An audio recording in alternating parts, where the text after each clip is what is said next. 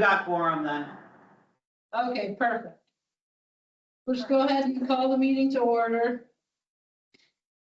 You wanna go over any REMAC report stuff, Jonathan? So the big thing is that the protocol update has been pushed from July to September to accommodate for education to be created for the changes. BLS providers are gonna get acetaminophen and ibuprofen. So there's some education that we're gonna work on for that. The state's still working on finding a way to get iGels to the BLSFR level. So currently BLSFRs cannot do iGels, which was not what we were originally told when the pilot project came out. But the state's working on it. So BLSFRs are a weird regulatory, but not regulatory agency.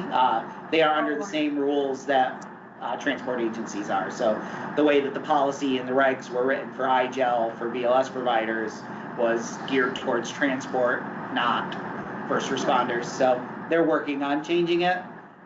We know how fast the state moves on anything, so who knows when we'll actually see that.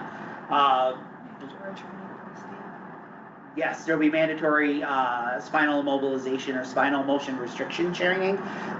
So the protocol is changing on spinal motion restriction to be a lot more loose and really kind of slowly start to phase out the collaring people. But the way that they're gonna word the protocol is that if you continue doing what you're doing now and collaring patients that you feel is appropriate, you're not doing anything wrong. But if you choose to not collar those patients too, you're also not doing anything wrong. So the state's gonna put out a mandatory training that'll be on their Vital Signs Academy for people to go through. And there's gonna also be extensive stuff that will go out to the emergency departments.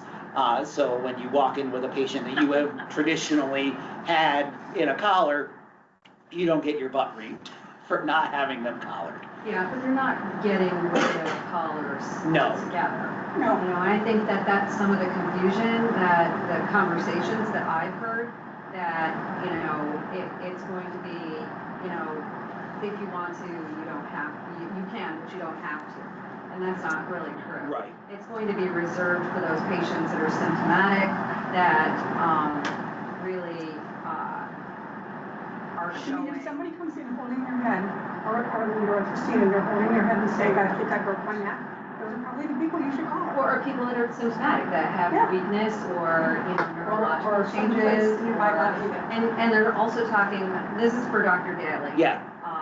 Directly from him. They're also discussing the use of non-rigid extrication collars. I was going to add that. Use at the hospital, like the Aspen collars or Miami J collars that are more of a soft, but fitted and motion restricted, you know, type of collar, moving away from the severely rigid. Yeah, and Dr. Daly's the one who I believe is making all the training for it too. Yes, yeah. That's really about all I've got, so we can cruise right on to your next one, Vicki. Okay, do we have anybody on from LifeNet or UVM Air Medical? Okay, we'll move on to county coordinator reports. Storm? Not much going on in Clinton County. We just did an active shooters drill, which was more successful than last year's. Much more successful than last year's, I think, in theory. So we had some issues last year, but this year it seemed to go much smoother. We actually did an integrated debriefing with both the police and us because there were some issues and some conflicts within that group as we went through the drill. So I think that that was helpful and that let the police know where we were coming from and help them to understand what our expectations were in addition to theirs. And we had a lot of discussion about parking and moving people around and because some police officers sent one of the first survivors right out the door without checking anybody medically to wander around outside. And the rest of them got brought out kind of a logical order, but the police didn't necessarily want to stay with EMS. So that was the biggest from our standpoint. But, you know, using your vehicles to block as a blocker for gunshots and stuff like that might have been a little more helpful. But parking, because of the way police pull in and you know, just park any old place, you don't always have that luxury, so you have to really pick and choose your stuff. But so that was this PS. Let's see, what do we do with much better than I don't know. Whatever the first sunny day was, because I got sunburned.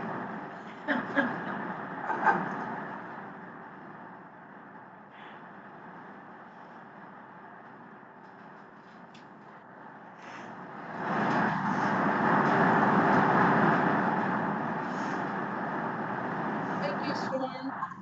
Anybody from Essex?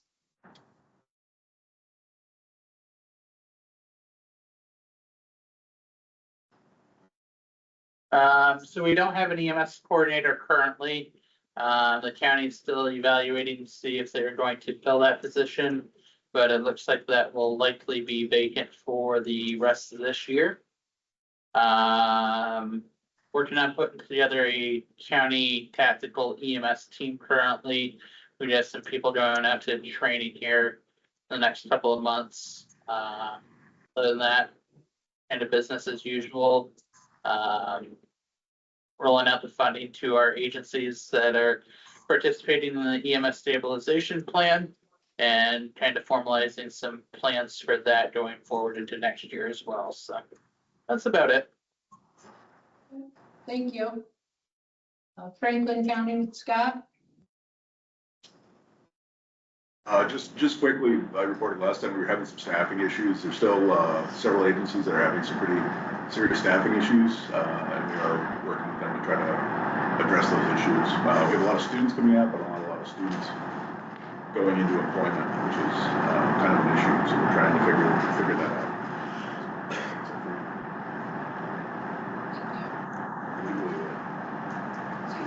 Specifics not to staffing, because we're training a lot of people over here. We are, and not many of them are showing up working anywhere. So they're trying to. That's probably. Yeah, that's okay. Thank you, Scott. Warren County, Ted? Thank you. Washington County, Paul? Just working on one agency that's struggling and do that.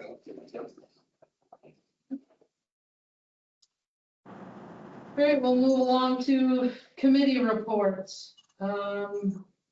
Executive updates. Does anybody want to take that one?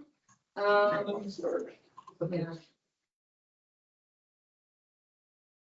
I'm not sure what exactly for updates that we had to talk about. At the last non-meeting, we discussed some concerns of not being able to continue as Mountain Lakes. Obviously, that's a very big reality. We have a meeting with the state on Friday, the 26th, and I would assume they're probably going to firmly press the issue, would be my guess. I haven't heard any specifics, unless somebody else has some insight on that one. But. So Vicki, did you get the packet from the state on filling out our paperwork for our grant? Did you get all of that? I didn't really look at the email very closely. By the time I got all done, kind of trying to figure out what they were trying to say. So they sent us the paperwork to fill out for the 5-year contract. So I'm not sure if they're trying to push us to fill that out and see where we go, but I do not have a list of deliverables, which would be helpful for this committee, or this committee. So we would need that list of deliverables before we can even begin to fill that out. I have the whole notebook, but it's 110 pages long. So I've not had time to explore it, obviously. Maybe when I'm sitting on the cruise ship, I'll read through it, but I don't know that I'm going to have time to do it before then. So, I'm not sure what their thought process is, and I'm not sure if that's part of what, he wants to talk about on Friday. Okay, I'll have to look back through my emails. I'm not sure I saw that. I'm positive I did not see that I'll send it to email. you when I get home. I'll send it to you when I get home. You're gonna look at it. It's the application.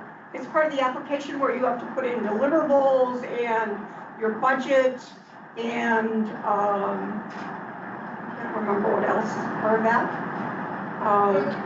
We already know we cannot get contractual funding from the state because we don't have our 501c3. That's what I thought initially, so I don't know why they're even pursuing sending that to us if they're not gonna allow us to do it. Are they gonna, is the intention to kind of get us going from this point forward again, or do they want us to blend with somebody else? And until we talk to them, I guess, we won't really know that answer.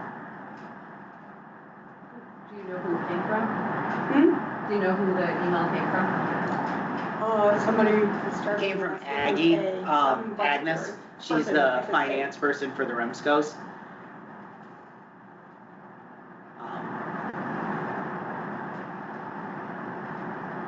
I mean, my gut feeling is it's hopefully just a pulse check to see where things sit. That's me being optimistic on that, honestly. I don't know what his thought process is, but, don't push that out to us if we're not, I don't want to waste my time doing something that I'm not going to have any value to. I mean, I'm more glad to research it, but can you send me a list is there a list of deliverables? So here's the fun thing. They won't send you your deliverable list until you have a contract. Well, then how do you fill out your budget? Exactly. I mean, that doesn't. They'll send you your BSROE and all of that so you can fill out your budget and all of that. And then they'll send you the deliverable tool after they approve your contract. It's a pain in the butt.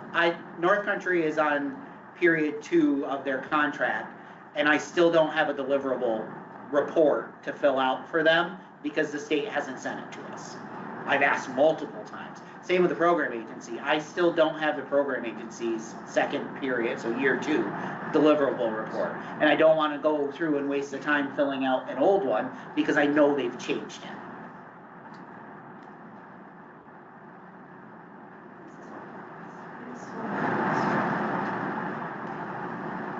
This was always the problem with both the program agency and the REMSCO is we never knew what the deliverables were to be able to see if we were even meeting them.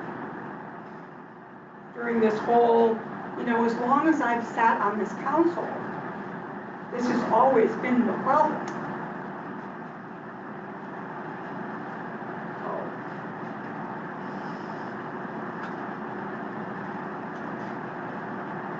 It's pretty hard to get, where you need to be if you don't know what you're supposed to be doing. Well, let's pause on the executive for now. Let's continue through some of these other committees and then we'll revisit executive updates. CON committee, Paul. Still working on the Silvano International paper. The state wants more information now, so should have been voted on by now, but we're still waiting. Wilmington, we haven't heard any more from them since the last email that said they were moving forward. Okay. Finance committee, Storm. So, we actually don't look horrible. We have the total currency available without the CON money is $24,625.89. And that includes the bills that I sent out in the past week, for CPR cards, most of it is CPR money. All of our bills are paid to the best of my knowledge, unless somebody got one that I don't know about.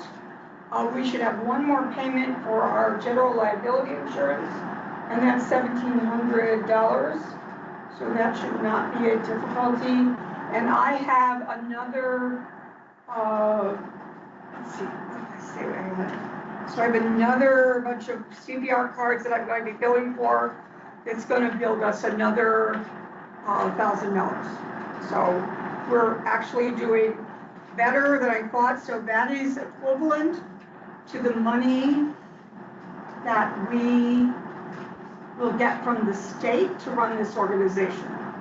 So if we could sustain that CPR-wise over the course, we would have enough money to run the organization as a standalone between the $25,000 the state gives us and the $25,000 potential to earn within this group. Depending upon what the back taxes are.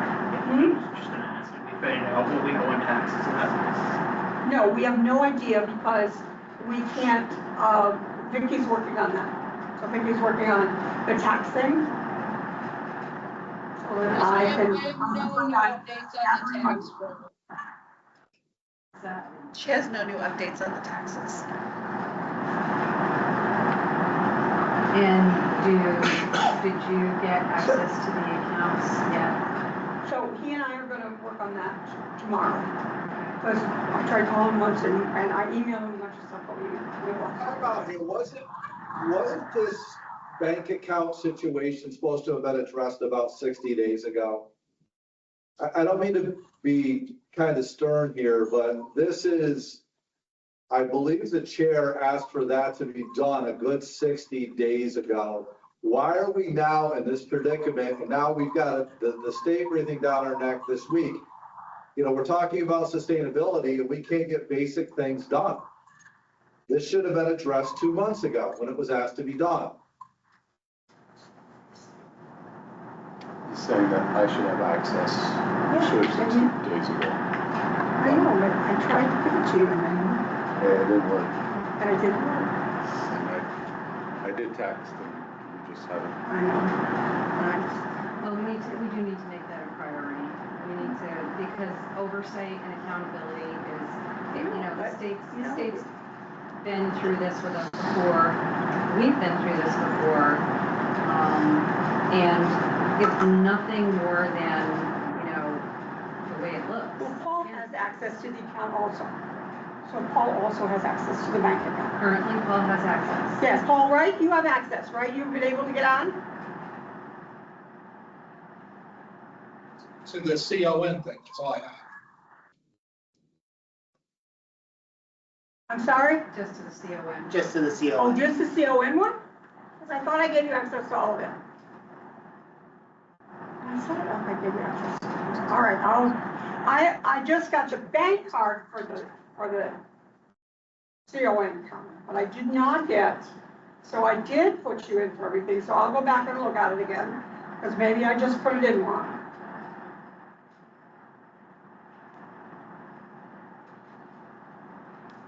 And are we caught up on the CPR cards? I know that was an issue, Yeah, that we're caught up.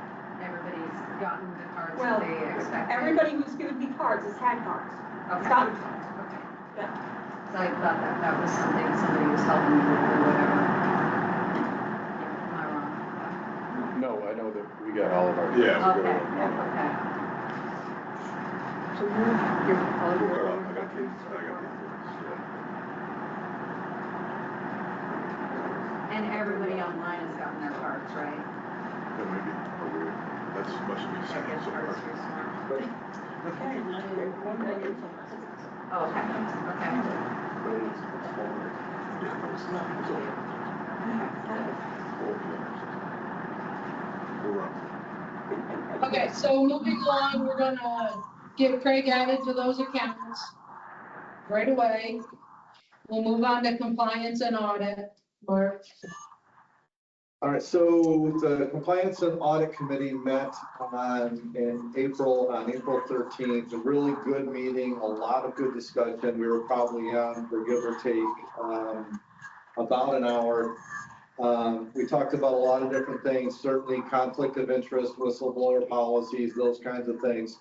I know that Jonathan was going to just take a quick peek, or have Zach take a quick peek, make sure we were all up to speed on those. I think after our meeting, that wasn't a meeting, that was gonna happen. So the group did come with 3 motions to the table for some changes in policy based upon what our roles are as defined by the current Mountain Lakes bylaws.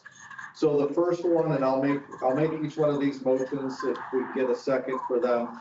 Number 1 is that we provided a detailed annual financial report, a detailed annual financial report. I think annual is supposed to be a detailed report year to date in writing, available 1 week prior to each council meeting.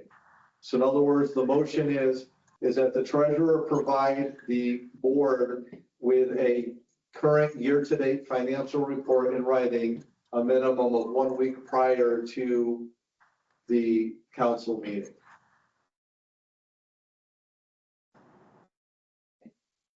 Right. I need Second. the motion. So we have the motion, who seconded? I did, Great. Patty. Patty, thank you. Is there any discussion on the motion?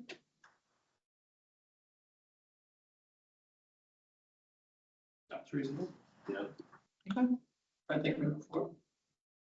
We'll make a vote on the motion, all in favor, showing hands, I guess, we'll kind of do it visually here. Any opposed?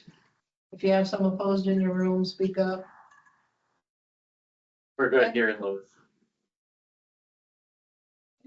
Motion's carried. Motion number 2 is that all Mountain Lakes related mail be directed to the Fort Drum Program Agency for distribution. That'd be both paper mail and electronic mail. Second. Same mail, all the mail goes to FDRHPO for distribution. We have a second here. Hey, Malone. We have a motion made in a second. Do we have any discussion? Yeah, I just wanna make sure that we're all clear on what that means. Does anybody have any questions about that? That means all financial, all bills, all statements, everything correspondence, right? Yes. Goes through Fort Drum, email, paper, all of that. And you guys will be responsible for distributing it. Oh, yeah. I would state electronic and snapping. Yeah. You did it. Yeah. But not CPR. No, No, CPR no, cards will that's still not- go, yeah. Yeah. We don't need to money that. I,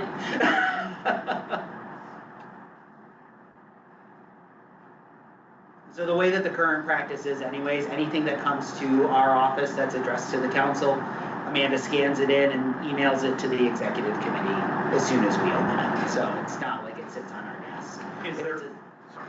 No, go ahead. Is there any mail currently that's not going to you guys? We're not sure, I'm not getting anything that you guys want yet, because I get everything from him. but there was for a while a time period where things were very all over the place. Yeah. So I think that's what's driving Mark's committee to make this recommendation.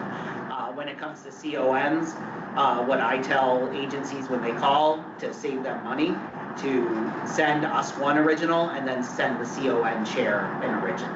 So that way we're not having to then send certified an original to the CON chair. Yeah, I think from the compliance from our group, the discussion really was about making sure we set the standard, even if that is current practice, to make sure that everybody was aware that there's a standard in place, because there wasn't a standard really. There wasn't an explicit spelled out standard.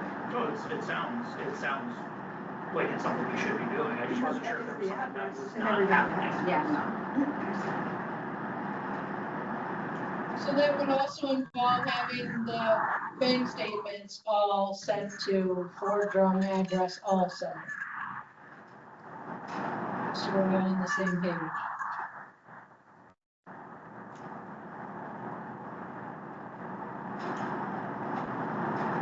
motion was made, seconded, we had discussion. We'll go ahead and vote, show of hands, all in favor? Opposed? Dan can't vote. He's not. Can't see the whole room. Okay, motion's carried. And then the last one is a motion that the finance committee meet monthly and prepare a report to the council. Sidebar here, this would be not a treasurer's report, this would be a finance committee report. Has to be a cohesive, complete report available to at every meeting, and that the financial committee will also reconcile bank statements during that meeting. Mark, can you speak clearer, please? I can't hear you.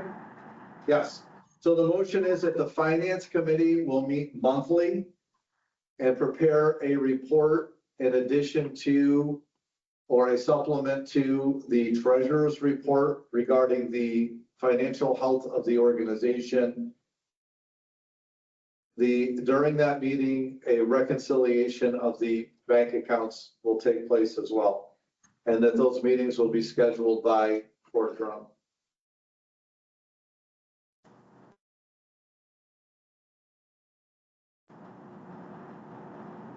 Was everybody able to hear that? Okay?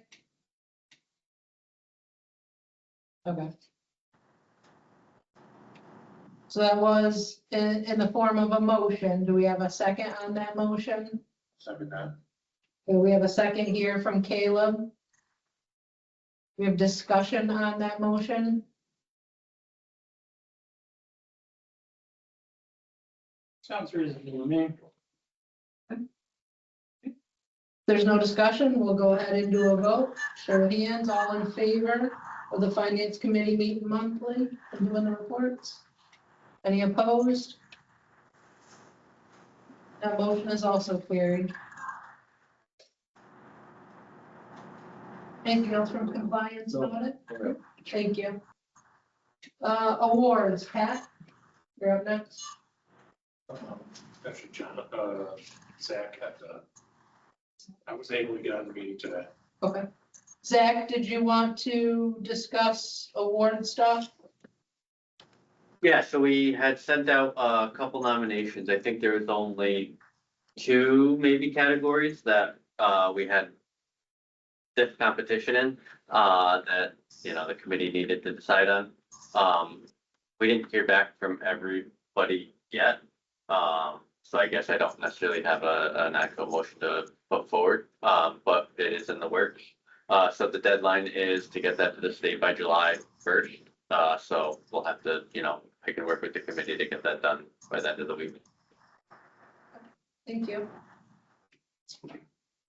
Nominating committee, I don't think we have anything. Nominating like Adrian. Nope, sure don't. Okay. Personnel committee, Scott, Clinton County, Tammy's second term is up in just a few days. Nice. Just so mine at the end of this meeting. I have a nomination for our next person. We have a couple of people interested, so.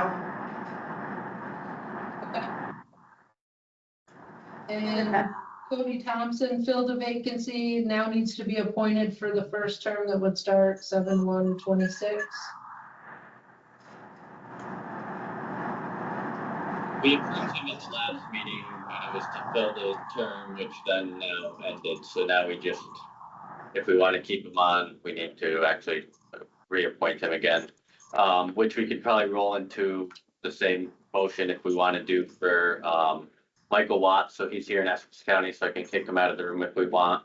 But his materials were all sent out, it has to be 10 days ahead of time, so that was done. Otherwise, I think Warren County has a couple people that they'll have to get some application stuff in. Actually, Washington County too, if I can't hear you, Zach. Zach, you need to look at the camera and the mic.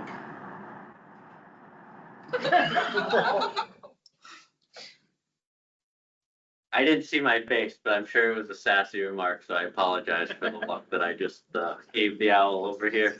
It's okay, you'll be fired tomorrow. I'm showing bright red now too, I already feel it. So yeah, Cody, we need a motion for, and Mike Watts, we need a motion for, to reappoint or keep them both. And what about Patsy? I can have Mike leave if we want to talk about Mike. He was on before, and like I said, his stuff was sent out, so. We have a motion from here in Malone. And a second, I think. Yep. Discussion about that, would you like Michael to leave before we talk about it? I think we should both stay and talk about it. All in favor, show hands of Cody and Matt being appointed. Any against? Motion carried. What about Patty? Her term, her first term was up. Do we have to reappoint or does that just roll over into the second term? I guess we probably might as well reappoint for the second term.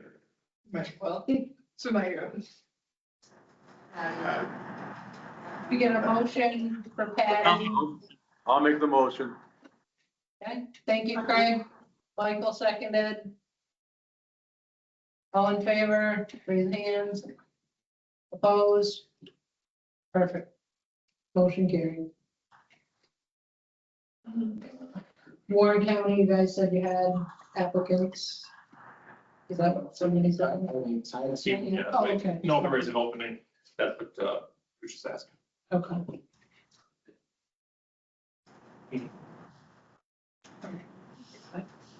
And then Washington County will have an opening end of this month also. You're way too happy about that. I'm coming back here. All right, Education Committee, we'll roll right into Paul. Education. Well, I just didn't know if there was anything you'd like to talk about. Okay, thank you. Storm, did you have any more to report with AHA? Pardon? AHA. No, it's working well with the debit card to adjust our balances so that I can order cards right away. I don't have to wait for them, because it goes right through. So that's very helpful, and that if cards run low, I can get them like instantaneously. It's like instantaneous. You give them a charge card, they're perfectly happy. I only have one time it didn't work. And that's it. So it's really been very good. That has been a very big help. And I think that Paul will find that helpful with the CON stuff, is that if you can use a debit card, because we don't have to worry about a bank balance. That way it won't go through if there's no money in your account. So that makes it a little bit easier from the standpoint of what you're spending money on. You don't have a charge card to just go out there and free charge stuff like that you may want or you may like. And it's much more trackable because it comes back to what actually you're buying. So I think that'll be helpful. So like when I was putting this stuff on the reason we're doing this is because I was putting stuff on my charge card and then that becomes a problem with paying it back. So I still have to get one for the main account. But before I do that, I want to talk to the finance committee so that we can figure out exactly what we still need to use it for. Because we have Adobe in that packet, and we also have Zoom in that packet. And I'm not sure that we need if we need Zoom for us, then we need to know that because we'll pay for it. But again, it's a way of having a meeting, so and I don't really care what platform we do. I like Zoom because it's easier for me to use. I'm not crazy about Teams. It's a little harder to get on. I think that will do it. I don't think we need anything for the education committee at this point, but at some point we need to have an education meeting and see what to do with the money that is still within the education account. Because there's a fair amount of money there. Once we got our last payment from Northwell, gave us another $6,000. And that's education money. So, you know, we should use it for education of some kind. Whether we do a lab instructions course, whether we do something, but we have that money. So we need to be able to do it. But between the finance committee and the education committee, we probably should have a meeting and decide how we're going to do that. Paul, that's you, right? Not the finance. Okay. Education, yes. Well, we'll put that on our agenda for the next for the finance committee meeting. On how to, because I don't, you know, it would be a nice deliverable, something for them. It's education related. Okay, we'll continue on with core sponsor reports. Clinton County, Community College. So Clinton County's running a summer course. We're having an audit tomorrow from the state, and hopefully everything will go well. We've been working hard on making sure our policies are updated. Our equipment list was our biggest problem, but because we've inherited so much more equipment than we ever had before. The college got us a $20,000 grant, which gave us a whole additional bunch of equipment, plus some other people gave us some stuff. So hopefully we've got all of those lists organized now. And then all our files are in record because we've been shredding them yearly as we go along to get rid of the extra files so that we don't have some. So hopefully this will be okay. But we have a 4-hour session with the state tomorrow morning. 3.5. Thank you. UVM, ECH. Is there anybody? Oh, nobody's here. They're doing well Melissa's though. there. Sarah's doing their education and she's doing their CME records. So she's taken on that with the help of the 2 girls in Burlington. So they're doing, and they do a regular session. They do phone frat, is where they put their lectures. They're free CMEs to everybody, so, but you can go on and watch their virtual conferences. And I understand phone frat is a stronger platform that, or not so much a platform, but a stronger, it's mostly doctor-based lectures, as it should be. We do have somebody from the E-Town. Melissa Brooke. Yeah. Yep, Melissa? Hello. Not a lot to report for today. Just that we are planning on starting another class in January for this year, and this class currently is going well. Is that just paramedic, Melissa? Yes, to my understanding, so we do have an EMT class that is going on right now. To my understanding, we do not have another one in the works for the EMT level, but we do have that paramedic class that we are currently working on right now to get started for January.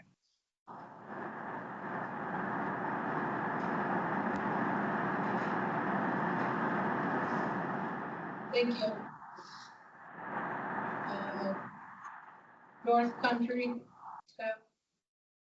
Yep, so we have our normal EMT classes scheduled over 4 locations.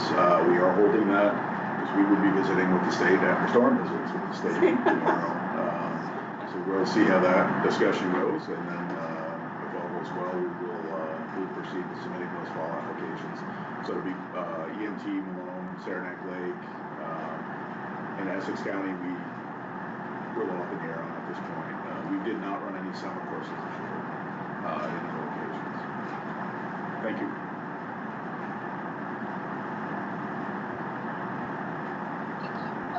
Queensbury. We just finished a refresher class in Washington County. We are getting our current EMT class ready to test out on Saturday. And then continue our regular offerings as normal.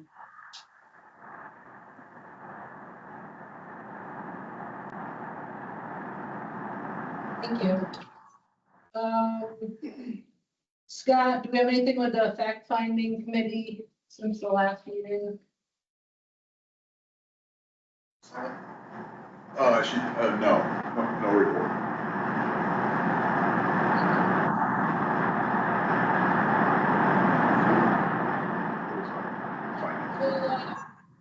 Backtrack and go back into program agency reports, because I skipped the whole first slide of the agenda, it seems. So I guess we'll start in the beginning now. Okay. Thanks. So I'm going to try to screen share this. So this isn't going to be the traditional program agency report that we usually do. This is going to be a little different. And kind of highlight some of the cool things we've got going on right now. Eventually. It'll catch up eventually. Aha! There we go. So part of our new contract, maybe, possibly. So in our new contract with the division of EMS, we had 2 new deliverables added for the program agencies. This will catch up eventually. The first allotted $15,000 per region for the creation of a recruitment and retention initiatives. The second new deliverable allotted $20,000 per region to send 2 practitioners to become paramedics at $10,000 per student. That was the max payout that we could do. We're winning. Because our program agency covers 2 regions, both the North Country and Mountain Lakes, that gave us a total of $30,000 towards recruitment and retention and $40,000 towards the paramedic program for 2 providers in each region. Both of these new deliverables, though, came with the requirement of performing a market analysis and submitting that to the division with a comprehensive market strategy and plan based off of that analysis. So our market analysis showed that the challenges across the recruitment and retention areas were cited as low pay. That's not something in our office we're going to be able to affect. But the other was leader and management issues as 2 of the leading causes for providers leaving their agencies. Each region was asked to pick at least 1 section to focus on, and the region is allowed to change that focus over the 5-year period of our contract with the state. So these were areas of focus were recruitment of new employees into EMS agencies, recruitment of new students into EMS educational programs, retention of staff within EMS agencies, and professional development of current and future leaders. Now, because our office tends to be overachievers or gluttons for punishment, we decided to do all of them, begrudgingly, but. So the first thing that we started working on is, our first objective is a school-based outreach and course promotion. So by partnering with our regional course sponsors, we're hoping to, we have created the generic flyer, but we're hoping to push out to the high schools across the regions to announce upcoming EMT courses because they're now open for students 17 and up. So this is really a twofold concept though, because yes, we're getting it to students eventually, but it's going to their parents who are initially seeing that stuff. So hopefully maybe by causing a little bit more awareness of, hey, oh, that sounds cool, I've always wanted to get involved. We're hoping that that will stem a little bit of people coming into the field. The next is targeted marketing of the state educational pilot programs. So we developed some marketing materials highlighting the state's educational pilot programs. Materials will be co-branded with FDRHPO and then the regional specific agency or course sponsor information to support the targeted outreach.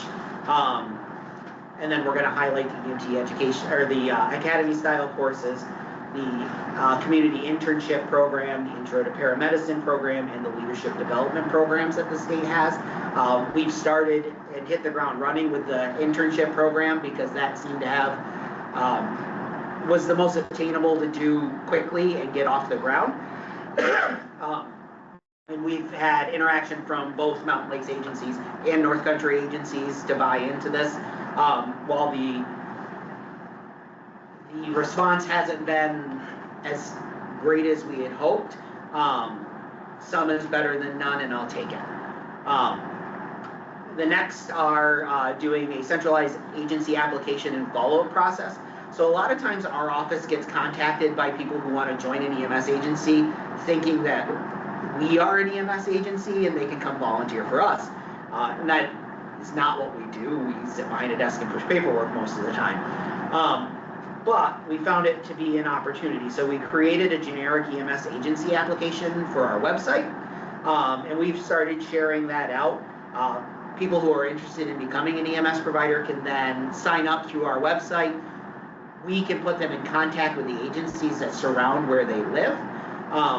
But also allows us to do 1 month, 3 month, 6 month, and 1 year follow-ups with that person to see where the breakdown is, where they fall out of the system. Is it nobody from the agency ever called them back to get them set up, or did they flake on the agency, or whatever? Or are they sitting and waiting to be sponsored for an EMS class, and how can we help bridge that gap to get them into the system?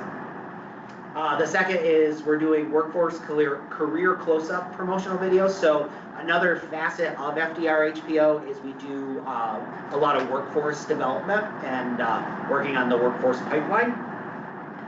So we've already started creating career close-ups for other medical fields, so it just felt natural that we would roll the EMT and paramedic levels into that as a career field. I think we all know that a lot of people use EMS as a stepping stone to get to the next step that they want to be.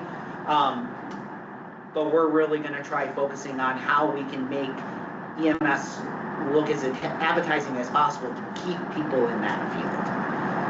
And then the fifth is a regional EMS recruitment event. So we're actually going to make plans to either try to be at all of the county fairs this year. So if you have an EMS booth at your county fair, we want to know about it, because either Amanda and I will show up, or Zach will show up, or we will send you all the paperwork and everything so you can have it there, and we'll co-brand it with whomever wants to be on it. To try to just spread more awareness of what EMS is and what we do and how to get involved. And then our last one, which is going to be the biggest lift, but we've got some solid movement forward, is a leadership track through our learning management system. So all the providers in the region are already registered in our learning management system.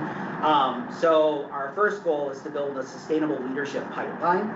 So by establishing a defined path for members who aspire to become officers or supervisors, field training officers, training leads, or administrators, we can establish a path of education for them. The second goal is to standardize leadership competencies across the region, and that is not just a North Country or a Mountain Lakes thing, but across the entire region. The third goal is to improve retention through better culture and support.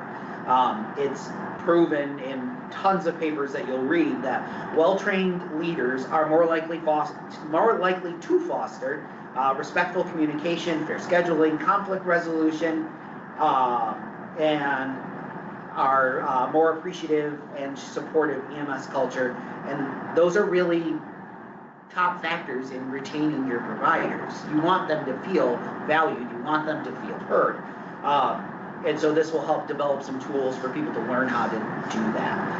And then the fourth goal is to demonstrate a coordinated regional recruitment retention strategy. Using a single learning management system across the agencies in the region shows the region's commitment to organized and a scalable professional development. We have already entered into contract with 2 instructors to develop the track. One is Mark Spezio, who will focus on leading your agency and being New York State compliant. And the other is Dan Batesy. If you know Dan, I know he spoke at IAC a lot. He's always been a fixture at North Country Spring Fling. He has a lot of ties to our area and our region, and signed on to this very quickly as well. And then last is the Paramedic Scholarship Program. So this program is designed to strengthen the EMS workforce within the North Country and Mountain Lakes region by reducing financial barriers to advanced EMS education. Scholarship funds may be applied exclusively to tuition costs associated with a New York State approved paramedic education program. If the tuition charged by the paramedic education program is less than the maximum $10,000 award, any remaining scholarship funds may be utilized to either reimburse a recipient for other documented program-related expenses like mileage or uniforms, or if they have to buy a tablet and it's not covered in their tuition costs, or we can use it as at our discretion to award further scholarships to other people who applied. And then all reimbursements beyond the tuition. So the tuition must be paid directly to the institution. We cannot pay the individual provider as a reimbursement. We have to pay it to the college, or else we have to do a W-9 and all of that, and then it's taxable for the recipient. We don't want that to happen. Scholarship funds can't be used for personal or discretionary or non-related expenses.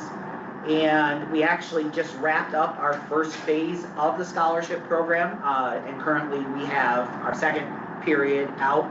We didn't want to leave money on the table because this is very much a use it or lose it fund. So we rolled out with a April 1st deadline of the first, it'd be actually technically the second year scholarship funds, to close out, and so that has already been done. We have a fantastic scholarship committee from Mountain Lakes. It is Vicki and Ashley and Paul, and then from the North Country it's Debbie Singleton, Paul Barter, and Matt Yelton. They're all educators in one way, shape, or form, or a REMSCO member. We didn't want it to appear as if it was our office that's making those decisions. While we have the final say on who gets awarded, we really feel that there's great value in having that regional feedback towards the people who got the scholarships. So our 2025-26 scholarship recipients are Cole Plumstead. He received $10,000. He's from the Mountain Lakes region, and he's attending the Elizabethtown Hospital Paramedic Program. Our second recipient is Anthony Jensen. He received $7,000, which is what he asked to be made whole for his tuition, also attending the E-Town program. And Michaela Smith is getting, because we did not fully spend that $10,000 on a second person, that left us a $3,000 slush that we could use towards someone else. So Michaela Smith received $3,000, and she's attending the Hudson Valley Community College Paramedic Program. And then three others from the North Country side is Nathan LeBrake, received $10,000. He's attending the E-Town program. Jacob Belushi received $5,000. He's in the Clarkson Paramedic Program. And Seth Strader, he's from the North Country region. He received a $5,000 scholarship, and he attended the Mohawk Valley Community College program. We also had three other people who had submitted applications. They are going into the next pool of applicants. They hadn't started their program yet. Most of these people had already started their program, so it was more of a reimbursement style scholarship versus a fronting scholarship. And the three other people were very solid contenders. We just chose to hold on to them until the next period because they hadn't started their class yet. Any questions about all of that I just said? Yeah, so you can only give it to the college, but those other people have already started, is the college reimbursing you then? No, the college is reimbursing them. So we will send a check to the college, and then the college will have to send them a reimbursement check. And we've worked with the colleges already on that. Is there a criteria for staying in the program, dropping, not dropping? Well, we strongly encourage it. On the state side of things, there is no requirement that somebody successfully passes and completes the course. We did not build any criteria into that either. To be perfectly frank, it would cost us more money to go after somebody to try to get the money back than just eating the loss. And the state just wants us to spend the money, which is nice.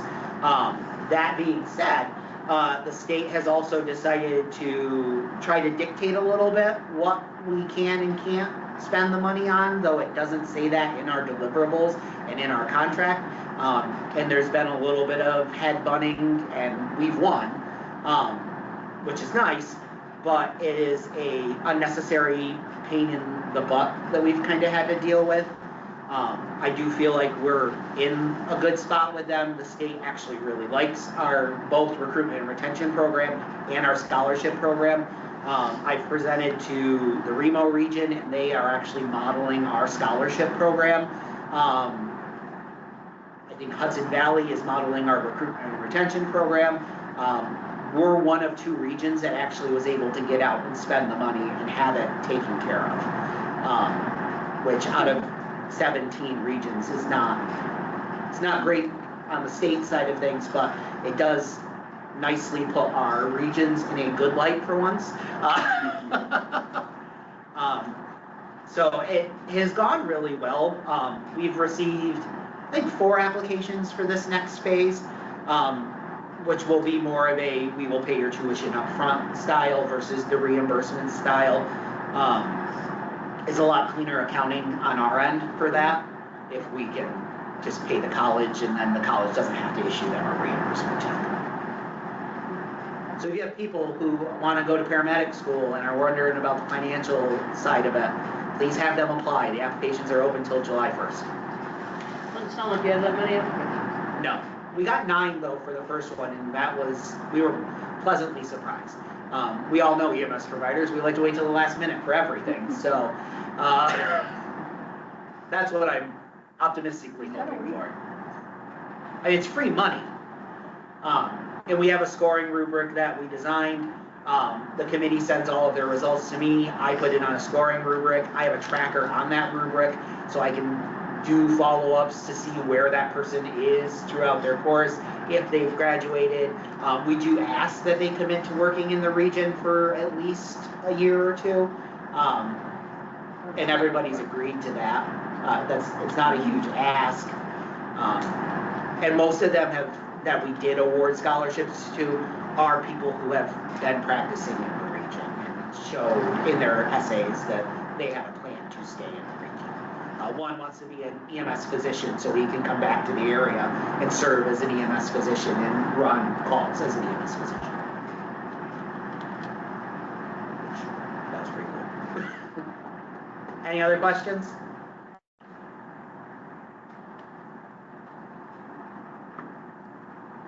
Okay, Vicki, I'm done talking. I see a lot of advertisements for the Clarkson program, but I don't see many for the Northfield or the other program. The E-Town?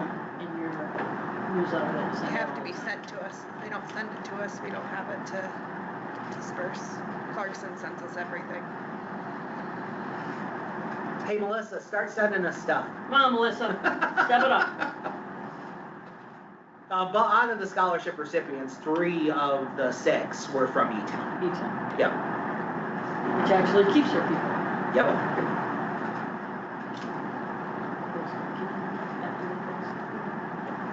So now that I completely remember everything, we probably should do roll call at some point, but as soon as an hour and 15 in,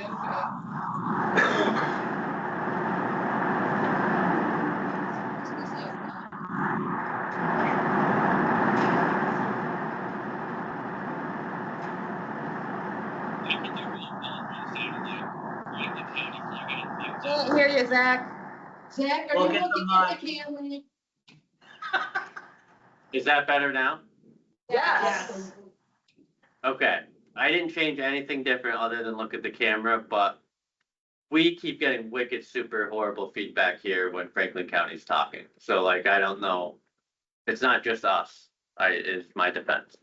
So I guess I pretty much, I think, have roll call. So I guess I'll just say what I have. So I have Brandon and Malone, Storm and Malone, Tammy and Malone, Patty here in Lewis, Stephen Miller, who's virtual, who won't count towards quorum. Mike Watts, who's here, who's now been appointed. Julie, I have in Malone. Craig, I have in Malone. Scott, I have in Malone. Caleb, I have in Fort Edward. Pat, I have in Fort Edward. Ashley in Fort Edward. Vicky, Adrian, Mark, and Paul, all in Fort Edward. I didn't hear any objections to that, so I didn't hear any objections to that, so I'm gonna go with that.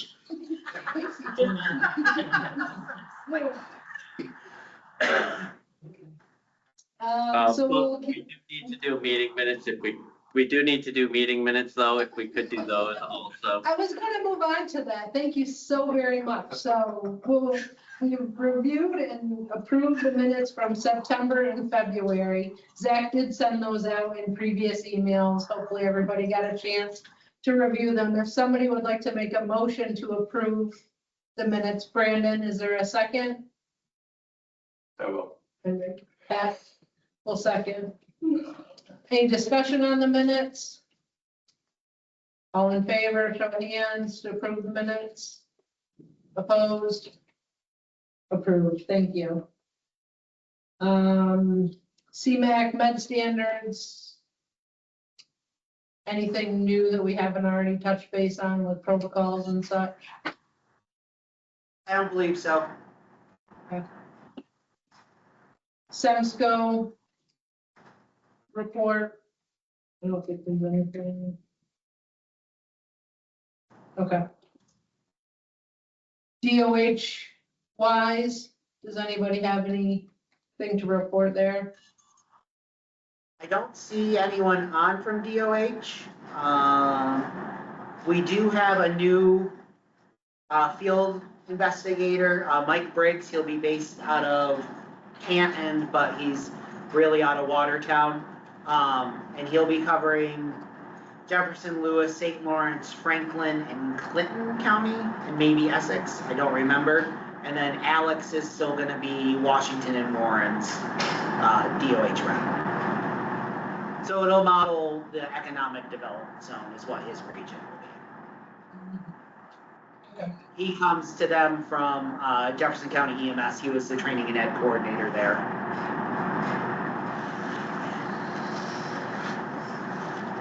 So I guess we'll jump back to ALS operating authority rules. Can we get Mike Briggs' information mailed to us then, please? Yep. He's still training for now. It would be Vinny. Still. But yes.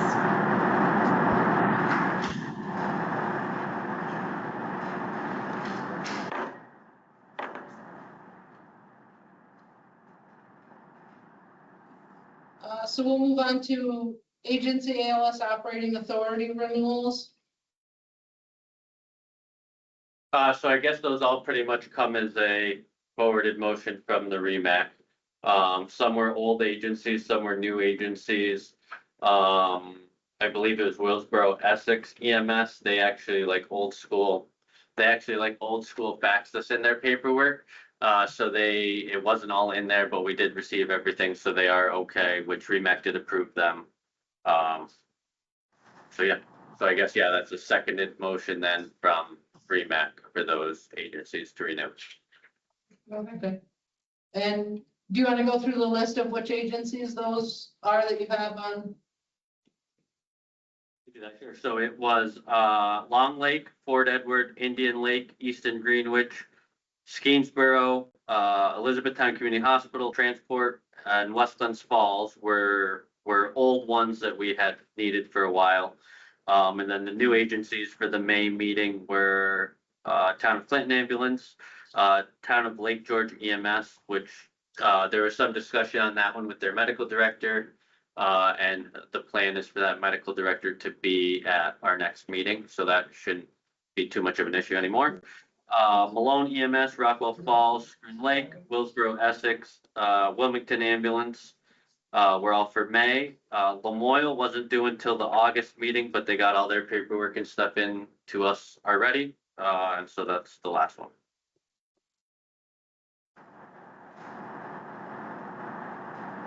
So we need a motion. Right, yeah, right. And this is where we're at. The med directors are gonna do what they want, is what basically they told us, so. That sums it up, yeah. Cause there's one there, I'm not gonna vote, I would vote no for it, we split them up, but. But it doesn't mean anything, right? Is that what I'm understanding? It has been approved by the medical directors. Okay. The only ones that can remove it or change it are the medical director of the state of New York. The REMAC does not have the authority to do that. What, sorry? To remove some of the ALS operating State. authority. So basically, The authority to approve it or deny it. if this council denied one of them or any number of them, would it go back to the medical director as like a, hey, this boots on the ground people are saying that this isn't right, you need to review this again? I would assume there'd have to be a formal written. Yeah, no, I'm just asking, yeah. I don't know. So, I mean, I guess process I wise, think- I don't know that we have an actual like policy process. I guess it probably would go back to the medical directors. I don't know if you guys heard any of what I just said, because I wasn't looking at the owl. But we have, it has happened before that REMAC has approved it, REMSCO has not approved an agency, and their ALS has been lost because of that. So, I mean, the legality of it seems like we can't do that anymore, so I honestly don't know. But yes, I mean, it has happened where the REMSCO has said no before to what REMAC. Sometimes I don't think the doctors are quite aware of what's going on day to day. So can we pull that agency out, give them like a 2-month extension and then kick it back to the medical director to get it relooked at? Yeah, that's, I think, what we're supposed to do. We table it, kick it back to them for discussion, we get a 3-month extension. Tammy's suggesting that we table it and kick it back to the medical director with a 3-month extension. Which agency are we questioning? Which agency are they questioning? Do we need to say it? Skiesborough. Skiesborough. Small agency down in Washington. What's the issue?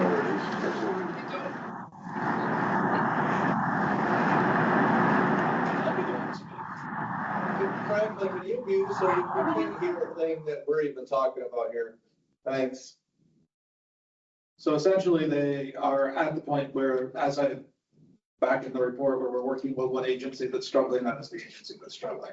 So their call coverage percentage has dropped significantly in the past few months, more than normal, but they were never really great in that, the last year or so anyway.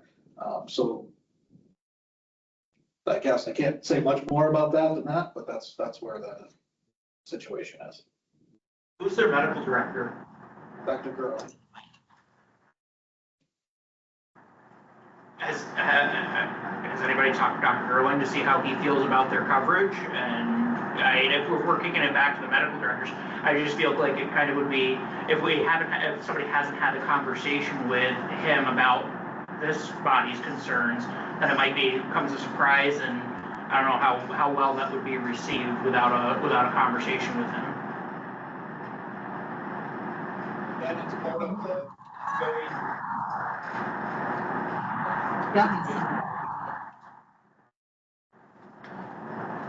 Right, he was at the meeting. I think we just do what was just said, extend them for 3 months, have somebody have a conversation with Dr. Gerling. Also, after that, then figure out what the next step is for them justifying their ALS coverage package, whatever, status.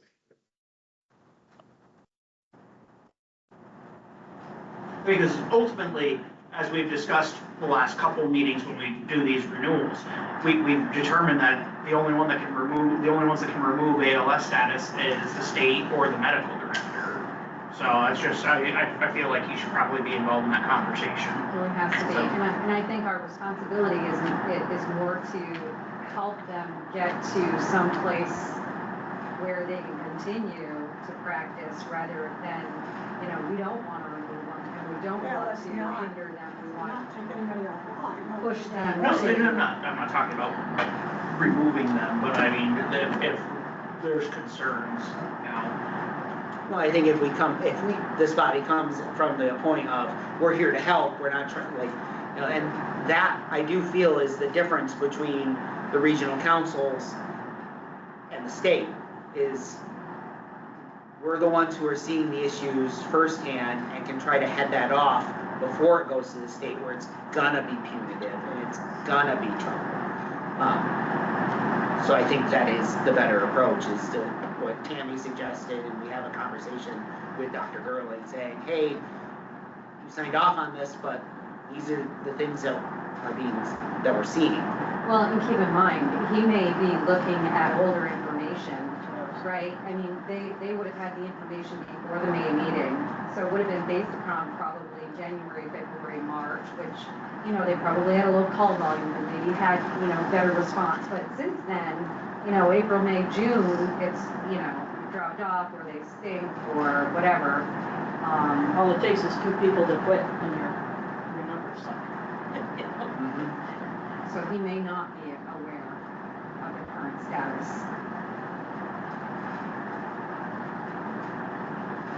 Or maybe it's an ongoing issue, I don't know. Do we need a motion? I was gonna ask if Patty was making that motion.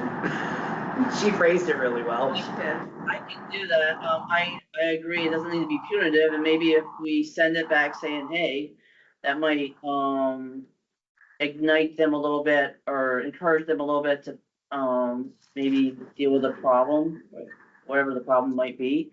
So yes, I definitely make that motion that we continue their ALS status for 3 more months. Somebody, who's gonna be the somebody that speaks to Dr. Gurley? Mark, Vicky. Paul will do that. Okay. So Paul will speak, I thought I heard Paul. Paul will speak with Dr. Gurling on concerns. Make sure that he's aware and see if he still supports that. And then we'll bring it back to this at the next meeting. How's that? Can we get data to back that up? Zach, can we get information? So our big challenge would be getting data on calls missed. We can get data on calls made, but. What county does that agency belong to? Is that Washington County? Or Washington, yeah. Is it Washington County? Paul, it's your agency? One of yours? It's Washington County. I have the data that you're looking for, so as far as car line, dropped, et cetera. Perfect. You should be able to get that data, right? Yeah, he Mark says he has has it. it. Good. That always seems better. I'll second Patty's motion. We have a second here, Vicky. Okay, so there's a motion to separate Skeensboro from the list and extend their ALS for 3 months and then revisit it. And there's a second on that motion. So is there any more discussion on that motion?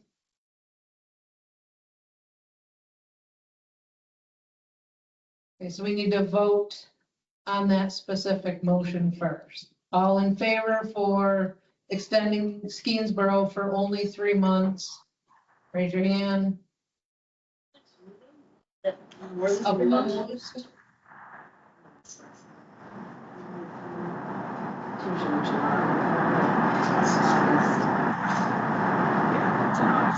Like, when do you normally make it to the next meeting? I think this will put us in October, meeting in October too, so.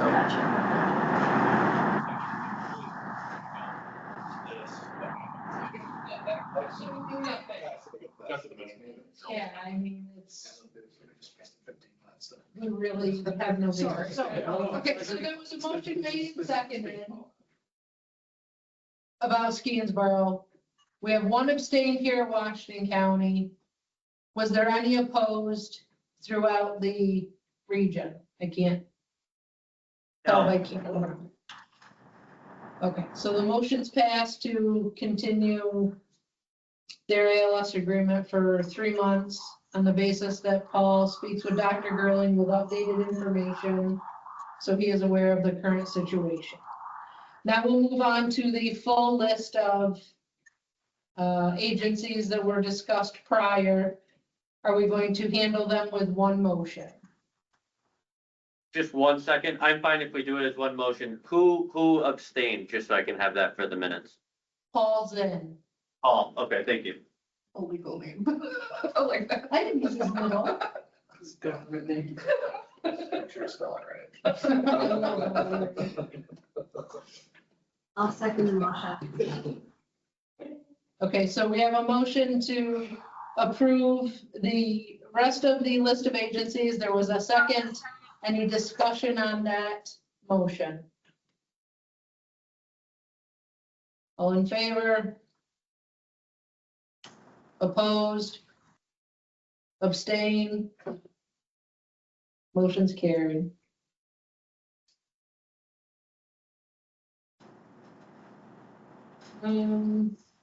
Let's bounce around some more and we'll go back to old business.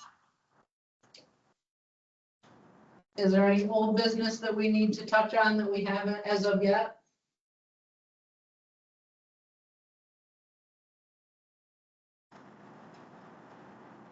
Do we talk about it or not talk about it? Or do we wait until after? Right. Right, so I don't know if we should wait and have a discussion until after we find out what the state's concerns are or what this meeting is even about. My theory was we'll meet with the state on Friday, the 26th, and then we'll have an executive committee meeting in the week or two. I know the 4th is coming up right after that, but we'll try to schedule an executive committee meeting so we can all get on the same basis as to what the state wanted. And if we need to, maybe we can do a virtual meeting with the entirety of the board, if that's a thing, if that's possible, based on what the state is requesting from us. I think that's an appropriate approach. You're gonna find out what the state wants first. Yeah. I mean, we could talk about going to North Country or going with Remo, but until we know if the state's actually forcing our hand right now, or if this is something completely different, maybe we don't need to. Waste the time right now. There you go, those words, waste the time right now discussing that any further. Are we still waiting on taxes? Yes, that's still struggling on that. Is that gonna be clarified by Friday or is that? No, that will not be clarified by Friday. Double the Briefly. So we'll move on to some new business, minimum equipment list updates.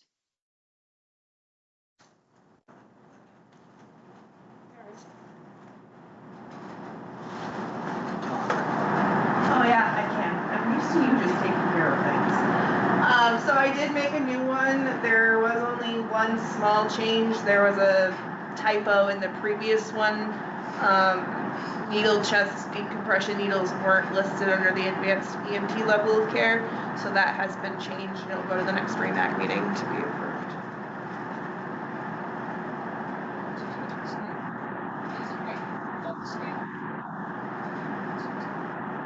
I can't hear you for Frank.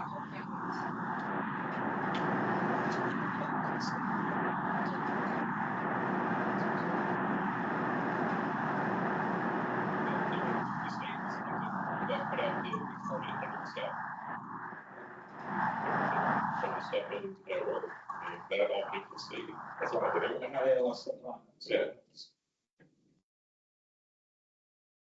Is there a question or something? We can't hear you very well. Oh, we can't hear you either. Yeah, we can't hear you guys either over That's not a the big background. sidebar conversation. It was a sidebar conversation about the state issuing the equipment list regulations and if there was something different at our level.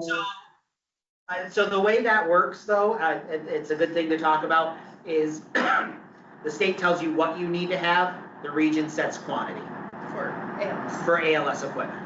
For BLS equipment, that's the state 800 list. But for ALS equipment, the region set your quantity. It is your list, where is your list? On our website under the resource library.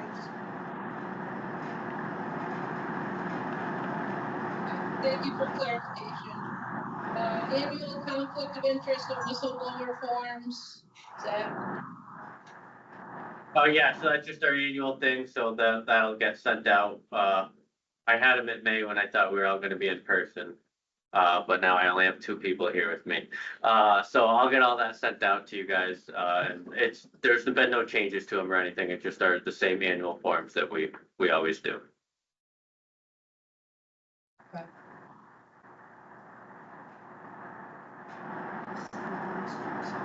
I know we've gone over a lot of stuff, but to sum it up, I think we really need to work on trying to get the financial picture clear so we have a little better understanding of the debts we hold and everything we need to move forward. If we can move forward, we need to work on getting the secretary on the bank accounts.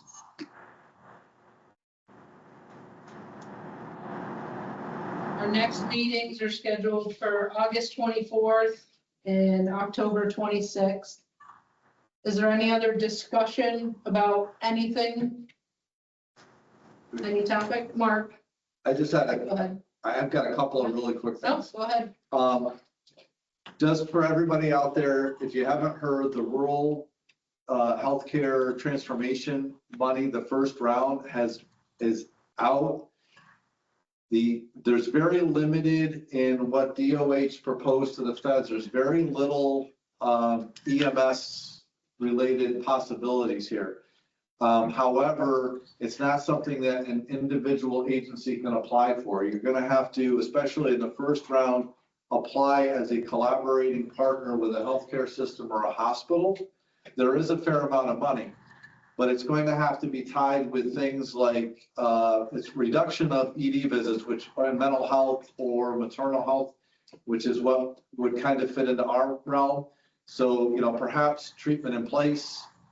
Certainly community paramedicine is a big part of it, but there's a lot of dollars out there. So if you haven't been in contact with your healthcare systems or your hospitals, and you're thinking about doing any of this stuff, you may want to do it quickly because the application deadline is July 9th. There's supposed to be more money coming out in November.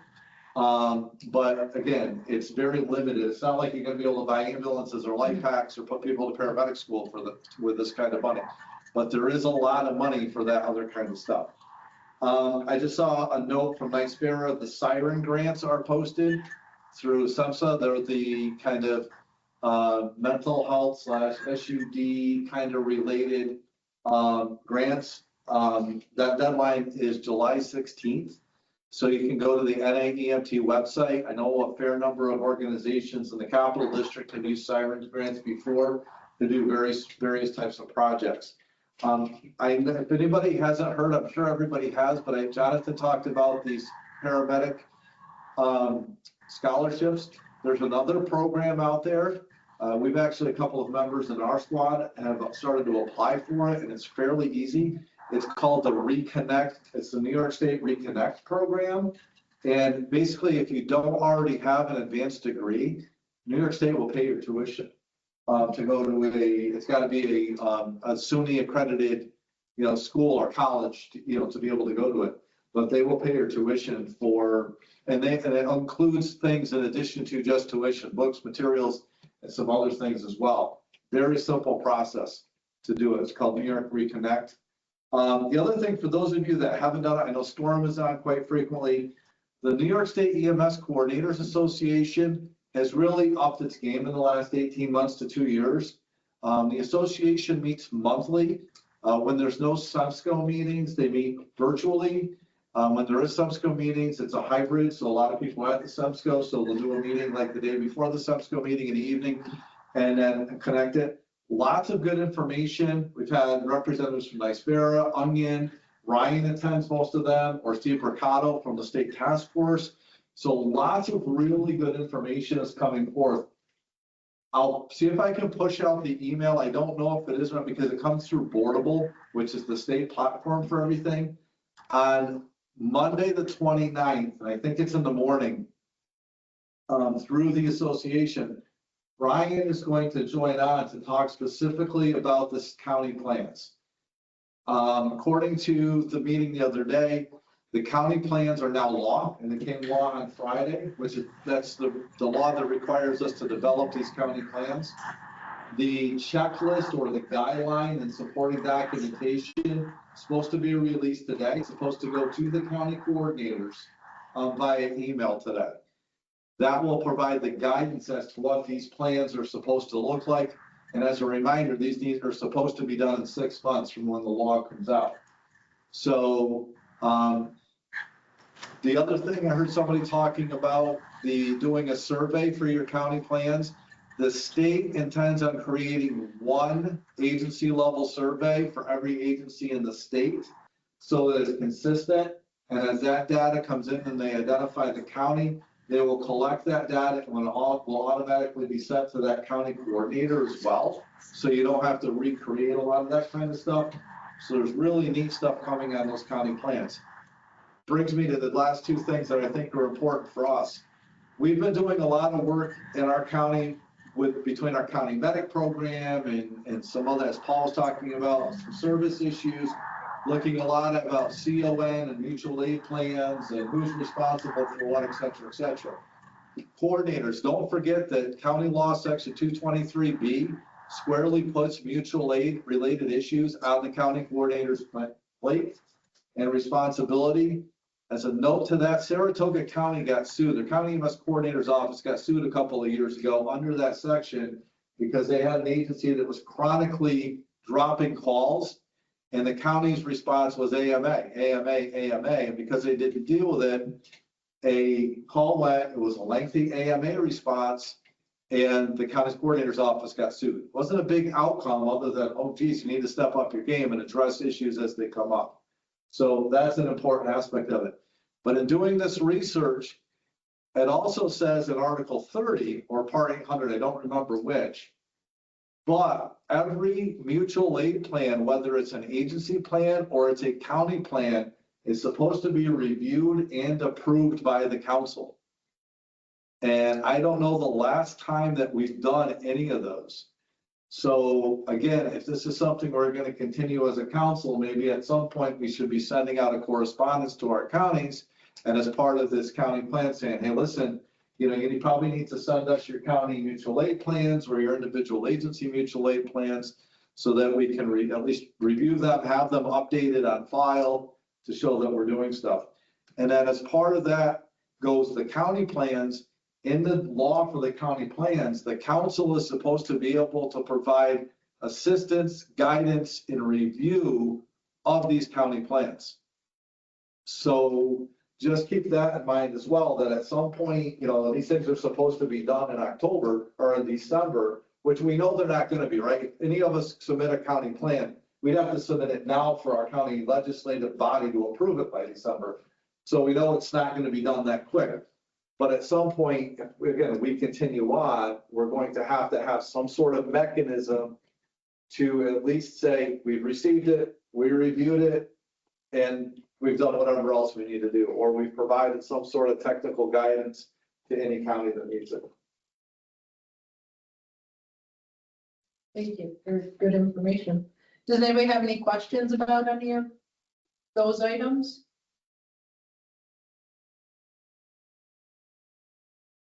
Does anybody else have anything? Hold on, Sorry. sorry. It's muted. Go ahead. So, do we have any cookie cutter mutual aid plans? Mine are like ancient, so. Send you mine, the county. I mean, I don't want it to be, Want 'em every every time they single get a month. second Want call, agent. it's us, it's ridiculous. We can't cover Timber Lake full time. Yeah, because I can get an agency plan hard.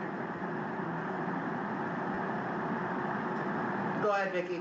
Oh, I'm muted. Is there any other discussion for this evening?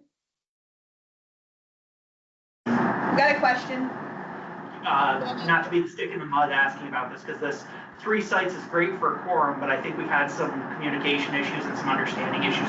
Can we get clarification for the next meeting? Are we going to be in 1 site? Are we going to be trying to do this again? Just so that way we all know, because I think 1 site altogether is better for understanding, maybe not so much for a quorum, but. That is up to the executive leadership. Right, and it's a few months out, so we'll get back to you before the meeting date with that information. That's to be determined at this point.